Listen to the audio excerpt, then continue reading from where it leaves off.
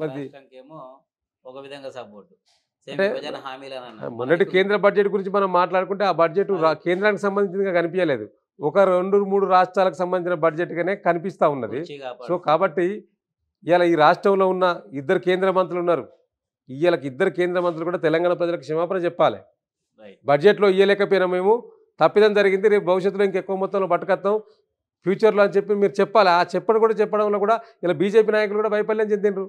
నీకు 8 పార్లమెంట్ సభ్యుల సీట్లు ఇచ్చిర్రు కదా! నీకొక్క 8 వాళ్ళకొక్క 8 ఇచ్చిర్రు కదా! 8, 16 తీసుకుపోయి మీరు చేసిందేందుకే? రాష్ట్రానికి ఇచ్చిందేంది? గుండు సున్నా. అందుకనే ఆ రోజు మా నాయకుడు చెప్పిండు కేసీఆర్ గారు. ఒక 10 మంది, 15 మంది మీరు పార్లమెంట్ సభ్యులను ఇయ్యండి, కేంద్రంలో చక్రం తిప్పుతామన్నాడు. అంటే అందరూ నవ్వుకున్నారు. రైట్. కేసీఆర్ ఇట్లా మాట్లాడతాడని. ఇలా కేసీఆర్ గారు చెప్పింది నిజం జరిగింది ఢిల్లీలో. 16 సీట్లున్న చంద్రబాబు నాయుడు చక్రం తిప్పుతా ఉన్నాడు. 12 సీట్లున్న నితీష్ కుమార్ చక్రం తిప్పుతా ఉన్నాడు బీహార్ నుంచి వెళ్ళి. నితీష్ కుమార్ 30,000 కోట్లు పట్టుకపోయిండు. ఇలా చంద్రబాబు నాయుడు గారు 15,000 కోట్లు ఆ ప్రాజెక్టు కోసం పట్టుకపోతా ఉన్నాడు. ఇంకా 15,000 కోట్లు అవసరం అంటే ఇస్తా అని చెప్పి హామీ ఇచ్చింది. హామీ అయితుంది. అవును. ఒక్క 15 మంది పార్లమెంట్ సభ్యులు ఇస్తేనే గట్ల చక్రం తిప్పిండ్రు. మొన్నటి ఎంపీ ఎన్నికల్లో ఒక 10 మంది ఎంపీ సభ్యులను ఇస్తే ఇలా తెలంగాణ పరిస్థితి వేరుండు. నిధుల వరద కొట్టుకొని వచ్చేది. ప్రాంతీయ పార్టీలదే భవిష్యత్తులో ఢిల్లీలో కీలక రోల్ ఉంటుందని కేసీఆర్ గారు చెప్తే నవ్వుండ్రు అందరూ. ఇలా ప్రాంతీయ పార్టీలే కేంద్రాన్ని నడుపుతూ ఉన్నాయి ఢిల్లీలో. నరేంద్ర మోడీ గారు ప్రాంతీయ పార్టీలలో ముఖ్యంగా ఉన్న ఏపీలో ఉన్న టీడీపీ కూటమి కావచ్చు, లేకపోతే నితీష్ కుమార్ బీహార్లో ఉన్న నితీష్ కుమార్ కూటమి కావచ్చు, వీరు చెప్పిందే అక్కడ నడుస్తూ ఉన్నది. ఇది వాస్తవం కాలేదా మన కళ్ళ ముందు? అంటే కేసీఆర్ గారు ఏది ఉన్నా కూడా విజన్తో మాట్లాడతారండి. వారికి ఒక 45 సంవత్సరాల అనుభవం ఉన్నది. ఎమ్మెల్యే చేసిండు, ఎంపీ చేసిండు, సెంట్రల్ మినిస్టర్ చేసిండు. ఈ రాష్ట్రాన్ని అనేక మంది వీళ్ళ గురువు గారు చంద్రబాబు నాయుడు గారిని, ఆనాటి తెలంగాణ వ్యతిరేకంగా ఉన్న రాజశేఖర రెడ్డి గారిని ఎదిరించి తెలంగాణ కోసం కొట్లాడి 35, 36 పార్టీలను ఒప్పించి కేంద్రం దిగివచ్చినట్టు తీసుకొచ్చి తెలంగాణ తీసుకొచ్చిన చరిత్ర నాటి ముఖ్యమంత్రి కేసీఆర్ గారికి ఉన్నదండి. పట్టుకనే పరిపాలన చేయలే, గుడ్డిగా పరిపాలన చేయలే. వీరు ఇలా అసెంబ్లీ సమావేశాల పేరిట బీఆర్ఎస్ ప్రభుత్వాన్ని విమర్శించాలనుకున్నారు. కానీ వీళ్ళు వాళ్ళే విమర్శల పాలైనరు. ప్రజలలో విమర్శల పాలైనరు. ఇలా వారు మాట్లాడిన తీరు, వారి నాయకులు మాట్లాడిన తీరు, ముఖ్యమంత్రి గారు మాట్లాడిన తీరు. ఒక అసెంబ్లీలో ఏం మాట్లాడతారండి? ఒకళ్ళు హాఫ్ నాలెడ్జ్, ఇంకోళ్ళు ఫుల్ నాలెడ్జ్ అని ఇట్లా చేయి చూపిస్తాడా ముఖ్యమంత్రి గారు? ఒక పెద్ద ఆయనే ఫుల్ నాలెడ్జ్ అని ఇట్లా చేయి చూపిస్తాడా ఓకే. ఒక రాష్ట్ర ముఖ్యమంత్రి గారు? సోషల్ మీడియాలో ట్రోల్ అవుతూ ఉన్నది, ట్రోల్ చేస్తూ ఉన్నారు.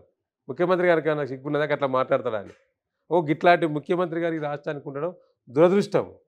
సో కాబట్టి ఇలా ప్రజలందరూ ఏం భావిస్తూ ఉన్నారంటే ఈ రాష్ట్రంలో ఒక తుగ్లక్ పాలన నడుస్తూ ఉన్నది. ఒక తుగ్లక్ ముఖ్యమంత్రి రాష్ట్రానికి ఉండడం ప్రజలు చేసుకున్న దురదృష్టంగా ఇప్పుడు భావిస్తూ ఉన్నారు. వాళ్ళు ఇప్పుడు రియలైజ్ అవుతూ ఉన్నారు. మేము మార్పు అంటే ఏదో మార్పు తీసుకొస్తాడు అనుకున్నాం. కానీ ఇవాళ గతంలో తీసుకొచ్చిన పథకాలను మార్చి పేర్లు మార్చి మార్పు పెడతాడని మేము భావించలేదని చెప్పి వారు మాట్లాడుతున్న తీరు ఇలా కింది స్థాయిలో కనిపిస్తూ ఉన్నది. అంటే కాంగ్రెస్ సంబంధించి వాళ్ళు ఏమంటారంటే బడ్జెట్ సమావేశాలను డిస్టర్బ్ చేయడం, డైవర్ట్ చేయడం కేవలం బీఆర్ఎస్ ప్లానే. అంటే ఎలాగో 2 ఎలక్షన్లో ఓడిపోయింది, ఇప్పుడు వచ్చే లోకల్ బాడీ ఎలక్షన్ టార్గెట్గా అప్పుడన్న ప్రజలు గుర్తిస్తారేమో ఇట్లనే చేస్తే అనే ఒక సింపతి కోరుకోవడానికి, లేకపోతే గెయిన్ చేయడానికి మంచి పథకాలు మేము పెడుతున్నాము, ఇట్లా స్కిల్ వర్సిటీ ఓపెనింగ్లు కానీ రైతు రుణమాఫీని ఓర్చుకోలేక ఈ విధమైన నాటకాలు ఆడుతున్నారు, ఈ విధమైన డ్రామాలు ఆడుతున్నారని వాళ్ళు అంటున్నారు కాంగ్రెస్ పార్టీ. దీనికి మీరే? ఇప్పుడు రమేష్ గారు ఒక్క పథకం కొత్త చెప్పండి వాళ్ళు తీసుకొచ్చింది, రైతు రుణమాఫీ. ఇదేం కొత్త పథకం కాదు కదా. మేము ఆనాటి ఇంతకుముందే చెప్పాను నేను లెక్కలు. ఆనాటి బీఆర్ఎస్ ప్రభుత్వంలో మొదటిసారి 16,000 కోట్లకు పైన, సెకండ్ సారి 19,000 కోట్లకు పైన రుణమాఫీ చేసినాం మేము ఆనాడు. ఇంకొంత ఒక 5-6 వేల కోట్లు ఉండే అలా ఎన్నికల కోట్ చేయాలంటే మేము చేయలేకపోయాం. అది కొత్త పథకం కాదు కదా మీరు తీసుకొచ్చింది. రైతు బంధు మేము ఇచ్చిందే మీరు ఇస్తలేరు, ఎగ్గొట్టిండ్రు. మీరు ఇచ్చిన ఏ పథకం కూడా మీరు 6 గ్యారంటీల పేరు మీద 13 అంశాలు ఇచ్చింది హామీ. మేము అడిగింది ఏంది? మీరు 100 రోజుల టైం అడిగింది మీరే, ఆ 100 రోజులు దాటింది. ఆ 6 గ్యారంటీలో ఉన్న 13 అంశాల సంగతి ఏమైంది?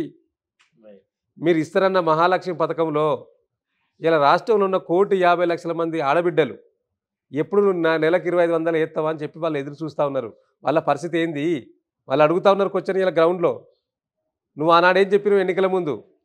అవ్వా నీకెంత పెన్షన్ వస్తుంది? 2000.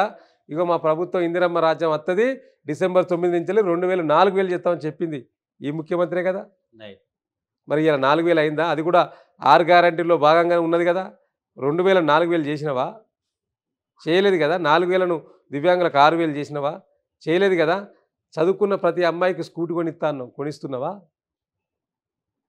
జాబ్ కార్డు పేరు మీద 5 లక్షల విద్యా భరోసా కార్డు ఇస్తాను. ఇవి 100 రోజులే, నేను మిగతా అంటలేను. 420 హామీలు ఇచ్చిర్రు మీరు. 420 గురించి పక్కన పెట్టండి. మీరు 100 రోజుల్లో చేస్తాన్న 6 గ్యారంటీల్లో భాగమైన 13 అంశాల గురించే అంతే చెప్పేది, వేరే అంశం మాట్లాడతలేం. ఆ 13 అంశాలకు సంబంధించి మీరు బడ్జెట్లో ఏం కేటాయించారు? దేనికేం కేటాయించారు? పెన్షన్ గురించి ఒక నయా పైసా కేటాయించలేదు. అంటే పెన్షన్ ఇవ్వరు అని అర్థమైపోయింది. 2000 4000 చేస్తా అన్నారు మీరు డిసెంబర్ 9కే. ఇలా ఆగస్ట్ అయిపోయింది, 8 నెలలు అని దాని గురించి చర్చ లేదు. పోనీ ఈ సంవత్సరం అంతా ఎక్కడైనా చేస్తారా అంటే నువ్వు బడ్జెట్లో రూపాయి పెట్టలేదు. గుండు సున్నా. 4000 పెన్షను వృద్ధులకు, వితంతువులకు, ఎయిడ్స్ పేషెంట్స్కు వీళ్ళందరికీ ఇస్తారన్న 2000 4000 గుండు సున్నా. అదేవిధంగా ఈ రాష్ట్రంలో ఉన్న 18 సంవత్సరాలు పైబడిన ఆడబిడ్డలు ఎవరైతే ఉన్నారో వారందరికీ 2500 ఇస్తా అన్నారు. 6 గ్యారెంటీల్లో భాగమే అది కూడా. దానికి కూడా గుండు సున్నా, ₹1 కేటాయించలేదు. ఇవి కాకుండా రైతు భరోసా పేరు మీద 15,000 ఇస్తా అన్నావు. దానికి గుండు సున్నా, రూపాయి పెట్టలేదు. గతంలో ఇస్తా అన్న రైతు బంధు ఇస్తా అన్న 12,000కే గతి లేదు ఇప్పటి వరకు. ఆగస్ట్ వచ్చింది, దానికే గతి లేదు. ఇప్పుడు రైతు భరోసాకు 15,000 ఇవ్వాలి కదా, దానికి గుండు సున్నా. వ్యవసాయదారులకు ఇస్తా అన్నావు, కౌలు వ్యవసాయం చేసుకునే వాళ్ళకి ఇస్తా అన్నావు, దేనికి రూపాయి పెట్టలేదు, గుండు సున్నా. నువ్వు ఇస్తా అన్నది ఏంటిది? ఒక్కటి ఏం చెప్తా ఉన్నారంటే మేము మహిళలందరికీ బస్సు ఫ్రీ ఇస్తా అన్నాం, అది మీ కళ్ళమంట అంటున్నారు. మా కళ్ళమంట కాదు, మీరు బస్సు ఫ్రీ పేరు మీద ఇలా ఆటో కార్మికులు ఆత్మహత్య చేసుకుంటా ఉన్నారు. దానికి మీరు ఏం పాలసీ తీసుకొచ్చారు ఈ బడ్జెట్లో? కొత్త పాలసీ.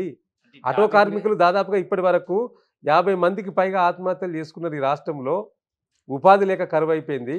మరి దానికి కొత్త పాలసీ ఏమైనా తీసుకురావాలి కదా. మీరే అన్నారు కదా సంవత్సరానికి ఏదో 12,000 10,000 ఇస్తారు. సంవత్సరంకి ఇస్తా అన్నది గతి లేదు ఇప్పటి వరకు. వారికి అసలు ఏదైనా ఉపాధి మార్గం చూపించడానికి ఏమన్నా మార్గం ఏమన్నా వెతికినరా అంటే అది కూడా లేదు కదా. పోనీ ఈ బస్సులన్నా ఉన్నాయంటే ఆ బస్సులను కూడా మీరు పెంచలేకపోతా ఉన్నారు. ఉన్న బస్సులను కూడా పెంచలేకపోతా ఉన్నారు. దాంట్లో ఇంకా తగ్గించిర్రు. కొత్తగా ఇప్పుడు లగ్జరీ బస్సులు పెడతా ఉన్నారు. లగ్జరీ బస్సులలో ఈ పాస్ జల్లది. మీరు ఇస్తాన్న ఫ్రీ బస్ కాదు, ఓన్లీ ఎక్స్ప్రెస్గా ఆర్డినరీకే. ఇప్పుడు ఎక్స్ప్రెస్ ఆర్డినరీ తగ్గిస్తున్నారు, లగ్జరీ పెంచుతూ ఉన్నారు. లగ్జరీ పెంచుతా అంటే లగ్జరీలో పనిచేయదు కదా. నీ ఆధార్ కార్డు తోటి పెట్టుకొని పోయి ఫ్రీ బస్ పనిచేయదు కదా. ఇప్పుడు లగ్జరీ బస్సులు పెంచుతూ ఉన్నారు మొత్తం. ఇప్పుడు దాంట్లో కూడా కొత్తగా మినీ బస్సులని ఆ బస్సులని తీసుకొస్తూ ఉన్నారు.